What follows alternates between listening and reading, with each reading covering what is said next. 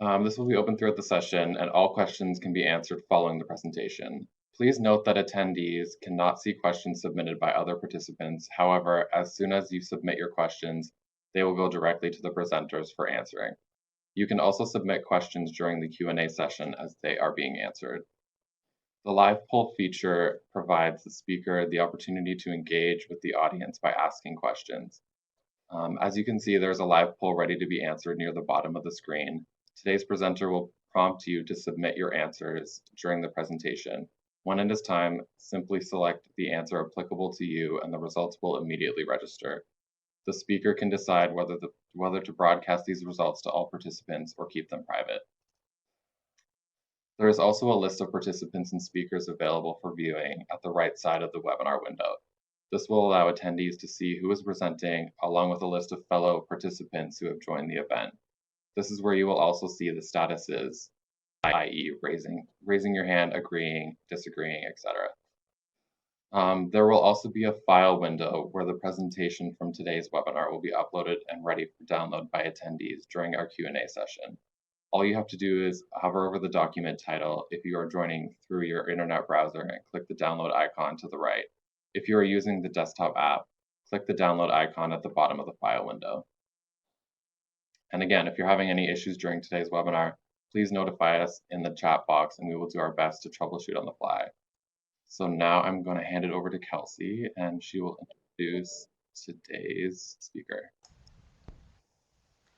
Awesome. Thanks, Adam. And thanks to everyone for joining us today. I want to be very upfront about this. This is our first webinar. We did do a practice session earlier in the week with a number of administrators. So all feedback is great, but please be kind to us as we get through this webinar today. It's my pleasure to introduce to all of you Brennan Schmidt. For those of you that don't know, Brennan is one of us. He is from the Arm of Francis 127. So I'm not sure if we have anybody from the Arm of Francis joining us today, but here's a homegrown from there. I met Brennan a while back when we started talking about the importance of technology and rural Saskatchewan, and he made a number of really symbolic analogies for me about how technology really can shape the landscape, and especially now in today's world when we talk about attracting young people to rural Saskatchewan and creating opportunity for them, the role that technology really plays. His ability to make it seem less scary and less intimidating for all really resonated with me. So I thought he would be a great person to speak with people today about technology and its application for rural Saskatchewan. So without further ado, I'll turn it over to Brennan. Thank you for joining us, Brennan. And thank you so much, everyone, for setting aside time to be here today. I know there's been a lot of video conferences taking place, so it really means a lot for you to set aside the next hour here for us to not only go through the presentation here, but also engage in Q&A period afterwards. Before diving in, there is the chat function, and I saw a number of you have mentioned that the audio is good. If you wouldn't mind just letting me know whether or not you can hear me okay, that'd be great. And then maybe also just let me know where you're dialing in from today, just so that I can get a sense of who today's audience is. So again, many thanks to SARM for making this available here today. I was looking forward to this here at the beginning of the week after our dry run, and I'm so excited that today finally happened. So without further ado, as Kelsey had mentioned, just a little bit about me. So as far as what my interest in technology really is about, I co-authored a book on cybersecurity and emergency planning. It's called Cyber City Safe, and the subtitle is Emergency Planning Beyond the Maginot Line. And ever since the launch of that book a couple years back, it's been incredible to be able to speak to it and then to a few different media outlets, both locally and nationally, because as we know, technology is just really prevalent and is usually a story in some fashion or another. Today really isn't about me. it's about you. And as Kelsey had mentioned, it's about what the future entails for municipalities.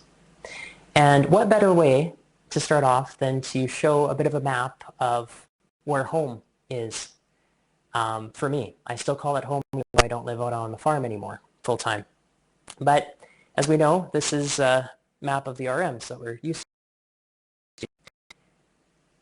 I grew up in a small village called Vibank, which is in the RM of Francis. And it's a place that I still like to call home, like I said, because I still visit every now and then, and try to make my way back as much as I can, just not only to see what new has developed, but also just to stay in touch with the community, because that's really what it's like. Now, before delving into things here, I just want to go through a little bit of a history, and we're just going to paint a little bit of a picture as far as what today is about. And what better way to do that than to talk about just the huge transition that took place even before the technologies that we know have taken place. So let's take a bit of a... So shown here, and it's a funny story how this came to be, I reached out to my dad and I said, I'm putting together a presentation for SARM and I need some pictures of the old homes. This picture here, the actual house is no longer there. It has since been replaced in around the 70s. But I just thought that it'd be appropriate to show this because in around the early 1900s, we have this kind of infrastructure in place that we've come to know by looking at the landscape. We've got a barn highlighted there, which keep your eye on that because you'll be seeing that pop up throughout the presentation. And we've also got a little bit of a shed. But as you can see, it's simple.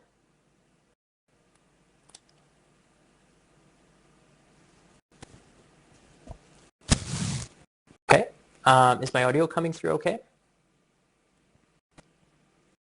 Okay.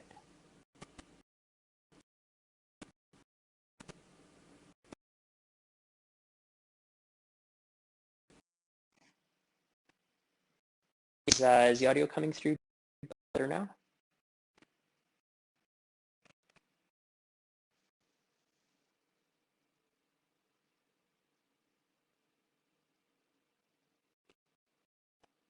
Okay, awesome. Okay, sorry, just had to switch to a different microphone here. But otherwise, everything's all good to go now.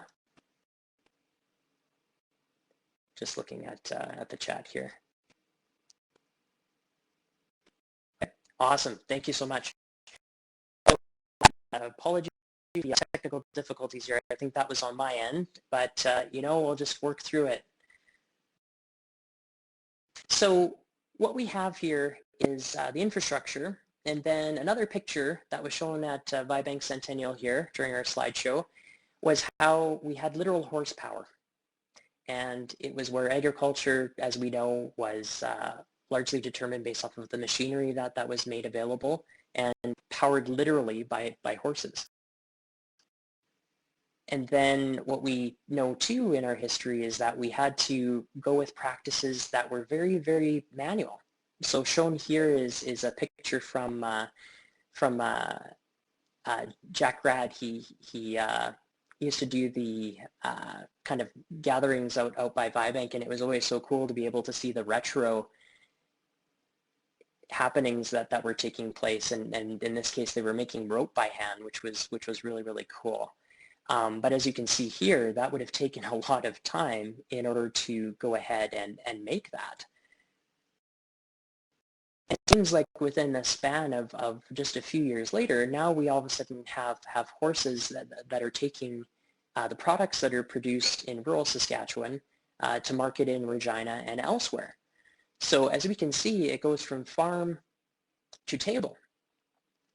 Now, what we have is the baseline of where we've come from. And now is just a little bit of a history about where now resources have been looked at from land to sky. So shown here is a picture of gravel we know that that's a resource that is finite. That's why we look upon it as though it needs to be something that is something that we take to heart, and it's a measured quantity, and it's something that is a resource that can't be reproduced. It's very difficult to call it something that is a renewable resource, because there's just a finite amount. We have water as well. Water is also a resource that we need, and we need a lot of it in order to grow, in order to also make it so that we have rain, and it's all a part of an ecosystem. And most importantly, we need something to drink. And speaking of which, I'll maybe use that time as a good segue to grab a drink. That wasn't planned, by the way. That was just something that came to mind just now. But nonetheless, we have some resources. And so, like I said, we've got gravel as one example. We've got grain. We've got water. We've got fields. We've got harvesting. We've got all this stuff going on that require resources. And we always make reference to what resources we have. To bear in mind is that those resources, in just a span of a few years, ended up going, like we saw earlier with horses, now to be machinery that was powered by steam. And shown here is another picture from Jack Rad's event out by Vibank a few years back, and it was a demonstration of what tractors look like being powered by steam, and also by other means as well. Fast forward just a few years later, and you can see how we have a huge transition. This is only a few decades apart between these two images, and we just see the vast difference between how we go about managing those resources and how we go about harvesting. So really, I think the key message away from this is that we've seen huge leaps in terms of how we go about managing resources. Now, what is the implication when it comes to taking to the skies? Well, it turns out we have an answer to that.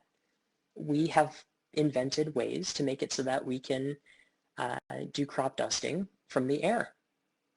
But we'll see a little bit later how this technology is even a little outdated now, given the fact that we're able to use data in order to strategically place a product in order to have it so that things are growing more effectively and dealt with more effectively, instead of just painting things with broad brushstrokes. So this is where we come to the point where it's all about the resources from land instead of to sky, from land to cloud. And if that sounds a little bit kind of weird, just bear with me a little bit here, and we're going to go through it here. But first off, to kind of set the context for things here. If we've seen anything from COVID-19 and the pandemic, it's this. The word Zoom has now become synonymous with video conferencing. And just in the chat, maybe so that I can kind of see what Zoom uptake looks like, just let me know whether or not, just a yes or no, if you've been using Zoom as of late. So it looks like there's quite a few coming up there, and from all over the place too. And thanks, by the way, for submitting your comments earlier too. It looks like we've got quite the representation from Saskatchewan, which is incredible. But when we look at things here, as far as Zoom, if we think back a couple of years ago, it was probably only a few that were using Zoom. It wasn't really all that synonymous with video conferencing. We arguably probably would have said, well, you know, minutes are going to be done in this fashion, they're going to be on paper, they're going to be signed, they're going to be documented in this fashion or that.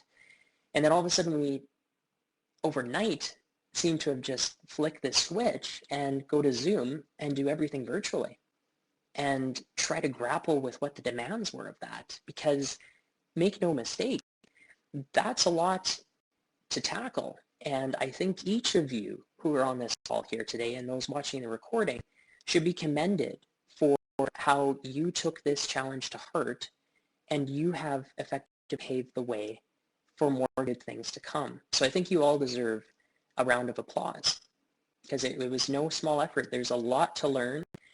Even today, there's a lot of stuff with different platforms. We're using Adobe Connect, we're using Zoom, we're using GoToWebinar, it goes on, but you're adapting. And that is just so great to see. Because as we see here, we have email now coming into play to replace letters, and we're seeing the cost effectiveness of that now. So instead of maybe going ahead to mailings for things, maybe in some circumstances, we can replace mailings with email, leading to more cost efficiencies and cost-effective means of doing business. But maybe the last point that's potentially of note, because, you know, saving money and all that stuff is good, but really what it comes down to is making that collaboration that much better. And what we're seeing now is that there's platforms where everyone can delve into the same document and see the changes being made. Gone are the days when you have to send an email back and forth and there's version 1, version 2, version 4, and by the end of it the file name is this long. If you can relate, just maybe say a yes or a no to the file names. But yeah, I see a couple yes here. But as we know, this is a great opportunity, and this is something that we can really leverage. So just a quick poll question here. With that said, is we got the poll showing, I think, on your screens on the bottom left-hand side. But I want you to let me know what you think based on this quote, which was said by Microsoft CEO. We've seen blank years of digital transformation in the next 2 months. What your guess in terms of what it is? If you voted there in the chat, that'd be great.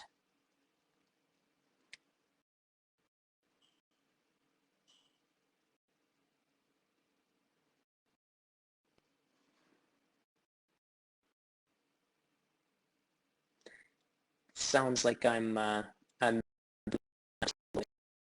until the voting is done here. I'll pick up here.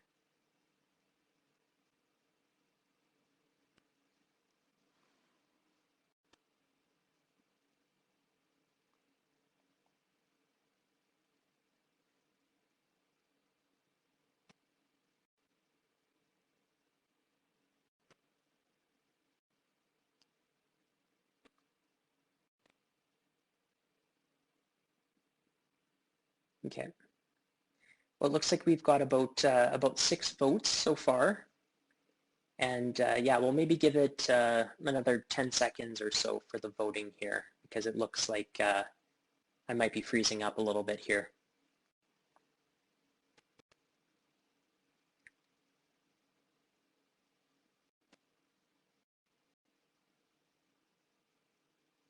Okay.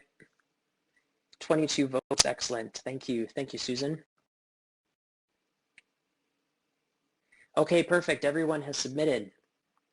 So it looks like we've got quite a few answers.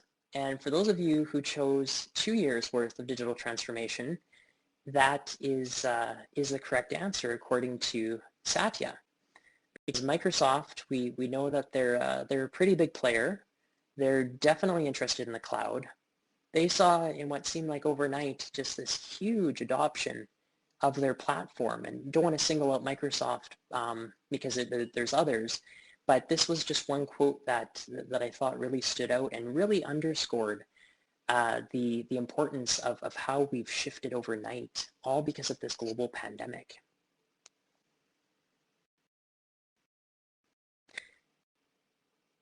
So just a really quick run through here of some statistics. We have something in place now that we can really run with, and we have technology in place, and we're getting used to it. And the fact is that history has actually shown that in the agriculture sector in particular, there's been a significant uptake in operations, both in terms of using desktop devices and mobile devices, which really shouldn't come as a surprise. Next, we have, as far as the age distribution, because oftentimes I hear this thing about how, usually it's millennials that are generally picking up the greatest amount of the technology. But as we see here, from 2016, we actually have quite a wide swath, pardon the pun, but a wide swath of representation from a whole bunch of age demographics. And while my dad isn't a huge sample size, how he can go from the flip phone to now having a smartphone and just emailing me documents back and forth, I think is just really, really cool. And now at the point where that's now a common practice. It's become second nature. So I think that's where we can really, really leverage. Last but not least, just focusing on the fact that we're going to see a lot of innovation take place in the agriculture sector. So this is separate from municipalities. I understand that. But what I want to do is I want to kind of introduce to you the different kind of market forces that are at play, that are kind of forcing the hand, if you will, and really call into question what some of the existing practices are. And instead of seeing them as gaps, seeing them as significant opportunities to improve upon the practices that are taking place today. Now, remember that image that I showed before. This is now a few years ago. This is 2016. You'll notice that that barn and that shed is still there, and there's a different house. And what you're going to notice is that a few years later, you'll notice that on the garage, that was a little fast, I admit, but this one was taken in actually this year in 2020. You'll notice that the garage got a few shingles placed on it too, so at least that's been cleaned up a little bit since that time. But the barn and the shed still remain. But there is one has shown up here. And it may be a little difficult to see, but it's this little satellite dish. And if you're wondering, why am I showing a picture of a house with a satellite dish? A lot of us have that now, Brennan. Gone are the days where, for the most part, now I can't speak for every location, but generally speaking, gone are the days where the 56K internet connection, which is what I remember growing up with, was the norm. Now we have the capability to access internet that is infinitely faster than that. And again, don't want to downplay the need to ensure that we keep making sure that we increase that availability of the internet. But for the most part, what we have here is general access. And what that does is that little device opens up a world of possibilities, including management of different things like cameras, like locks, like any sort of kind of sensors that might be around. Like, it's just unfathomable to think that we now have the ability to access our farms remotely in order to, let's say, watch the cattle. Let's say, see if somebody ended up checking in at a particular time, locking and unlocking doors. Like, it's just fascinating, and it's just getting started. But what I want to do here too with our remaining time is I want to demystify the cloud a little bit, because earlier when Kelly and I spoke, and Adam as well, we talked a little bit about the cloud. And what I want to do today is spend a couple minutes on that. And I want to prepare each of you so that you can go to your next conference or your next wine and cheese party, what have you, and be fully versed in what the cloud is. So really what it all comes down to is virtual resources. So on the left is a picture of a whole bunch of servers that are stacked up on top of each other, and they're connected to a network. And on the right are devices that end up leveraging those machines in order to do things. Now, the coolest part about this is we have all over the place, for the most part, we have these centers, these data centers, where these devices exist, and they're basically on call. Now, what's really cool about this is that the infrastructure is in place so that when demand is needed to do something like, let's say, set up a website or set up an application or something like that. Gone are the days where you necessarily had to focus on buying that physical infrastructure. Now it can be set up within the span of hours, if not minutes. And it's all done using the internet. So it's a really transformative way of approaching things. And now we have this growth at scale that we never would have imagined.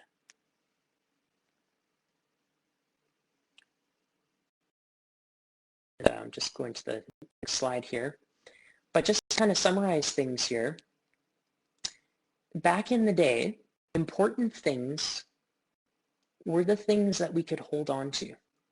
So as the image shows, you could actually touch the grain. You could touch the plant. But now what we have is that things that can help or that can harm actually have no physical form. There are these services that exist in the cloud that can grow at scale. So if demand is needed, the machines keep up. If demand decreases, the machines decrease how much they have to offer, and it's on a pay-per-use basis in general cases. But the thing that I want to leave you with today is this doesn't mean that we can fail to take things seriously.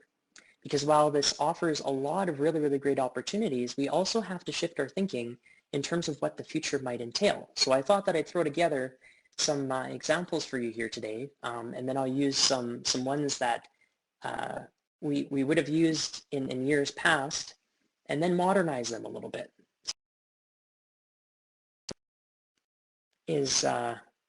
Remember, be careful.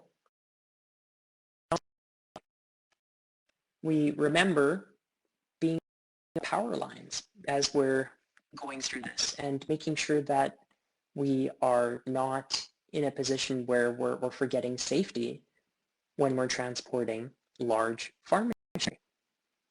But then now what we see is that we're going to have to maybe shift that conversation and those lessons to the next generation to say, be careful when you're flying that drone.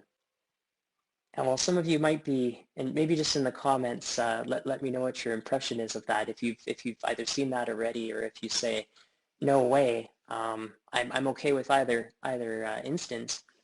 But what I really want to do right now is just kind of prime you to think about what that future entails and how we might need to start having those conversations where now we need to talk to the next generation to say, you've got to be mindful of all this technology stuff that has implications. Again, a little bit less tangible than a drone, but will likely be, when was the last time you took the implement into the shop in order to get its update? When was the last time you updated the camera system? When was the last time you updated the locking system? These are the kinds of things that we don't necessarily think about, but will likely become part of the daily or weekly or monthly maintenance cycles that we've all grown accustomed to. I just want to leave you with a couple thoughts here, is that shown here on the slide is a few ways of saying happy holidays and Merry Christmas, but it's in a multitude of languages. And we've seen how the diversity of our languages and our communities have made our communities great. Why we can, back in the day, I guess, pre-COVID, go to a fall supper and see so many different dishes available and join together as a community and bring that diverse perspective. That's really what language does, is that it connects us. But the thing that the language that we think of in the form of what we're doing right now with communication is actually existing in parallel with something else, which is coding.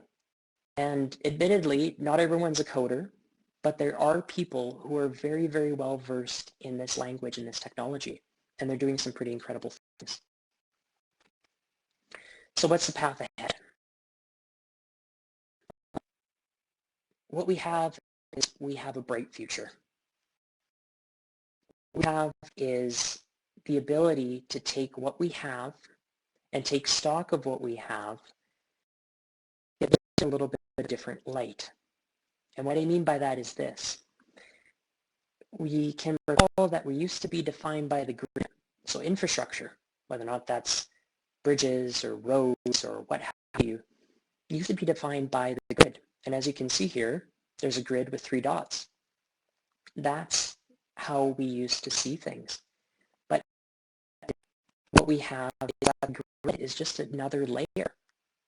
That's not to say that it's not important to have that infrastructure, but when you think about it, the locations of these farms haven't changed. What has changed, though, is that the cloud has enabled them to connect with each other in ways we never would have thought of 100 years ago.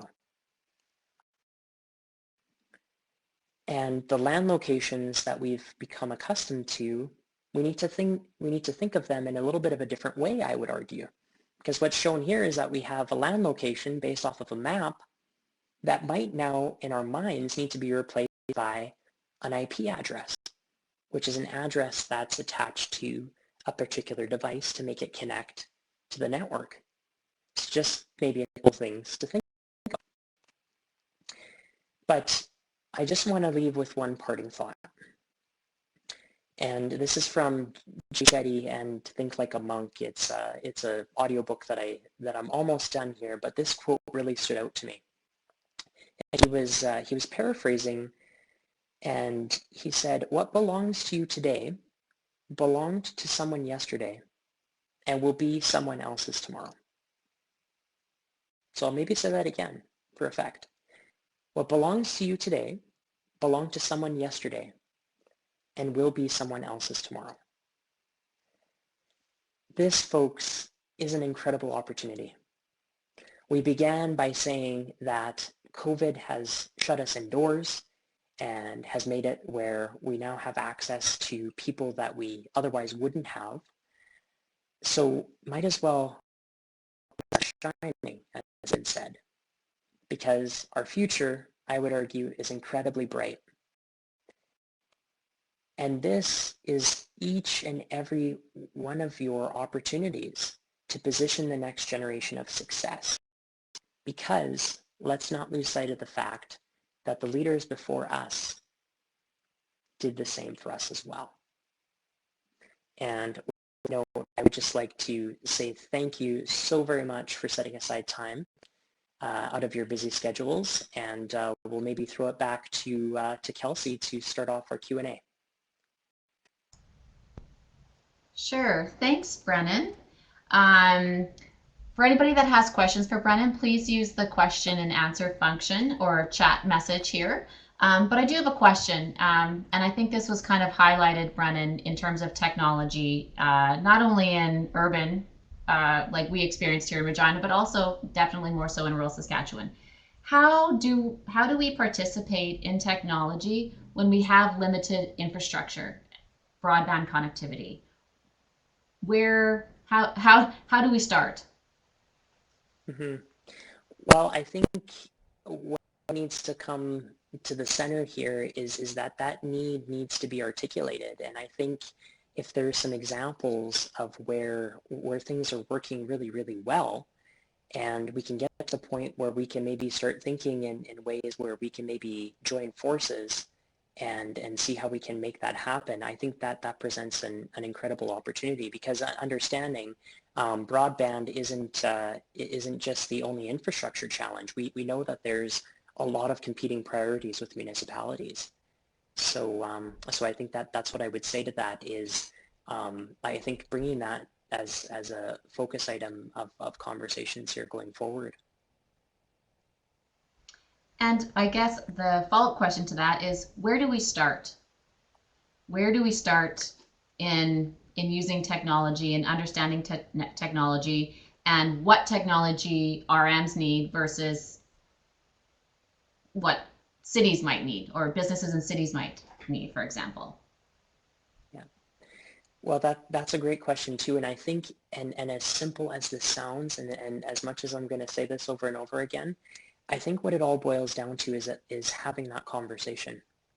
And I think underscoring this point is that we have technology experts who are there and who are keeping on top of things, and they don't really necessarily have a seat at the table in a lot of these cases when decisions are potentially being made, or if we're kind of getting to the point where we want to reach a decision. So I think it's imperative to use this time especially to see if that conversation can be started, just to get a dialogue going. Because A, what better time than now?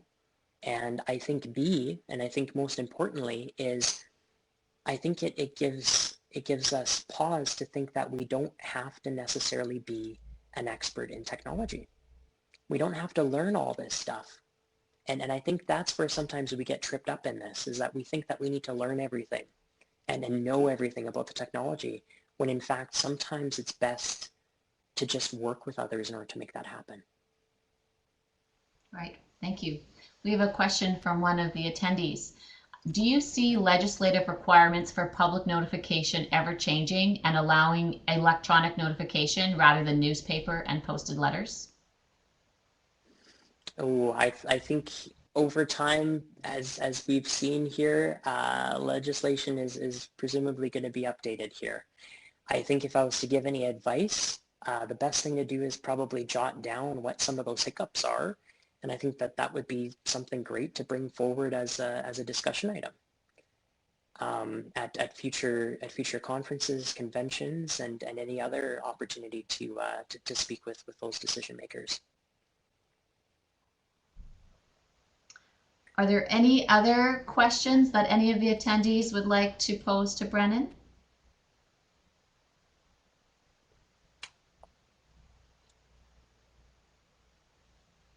I don't see any in the Q&A, Brennan. Are there any closing thoughts on technology, rural municipalities' ability to capitalize on technology and how it could potentially ensure that they can remain sustainable and autonomous in the years to come? You bet. Well, I think the first thing to underscore is that I think we need to focus less so on the technology. And I know you're kind of smiling here now because you're thinking, well, you just did a presentation, Brennan, about technology, so how are you completely contradicting yourself? And I think that the point to take away is this, is that technology is something really, in the end, that should really be the how. It's the how you go about doing things. And let me give you an example. Why do we build bridges? We build bridges because it's infrastructure that we need to have in place so that it can facilitate transport. So you'll notice that the infrastructure itself is responsible for the facilitation of the transport of those goods. If we think of technology in the same way and think of the ones and zeros that exist in those computers with the same care and attention that we do with the ones and zeros on ledgers for our accounts, I think that that's really going to be the transformation that we need in order to start, again, having these conversations and start planning things out so that now maybe we can start leveraging economies of scale. We can now start seeing how we can leverage what another location may have done, maybe use something similar. The list goes on and on and on. Thank you, Brennan. I'll take a quick peek here at the Q&A chat. I don't see any. So to Brennan, thank you for joining us today and sharing your perspective on technology in rural Saskatchewan. Thank you to all of the members who participated in today's webinar. We've made note of a number of the challenges that we've experienced as it relates to technology. We will do our best for our next one to make sure that we can mitigate some of those, some lessons learned. If you have any feedback on challenges or issues or what we could do to make things better, please send a note to us, and you can send it to sarm@sarm.ca. And outside of that, I'm just going to wait. I see somebody's chatting in the message, so I will wait to conclude. It was just a thank you. So thank you. Oh. Have a good day, everyone. Thank you.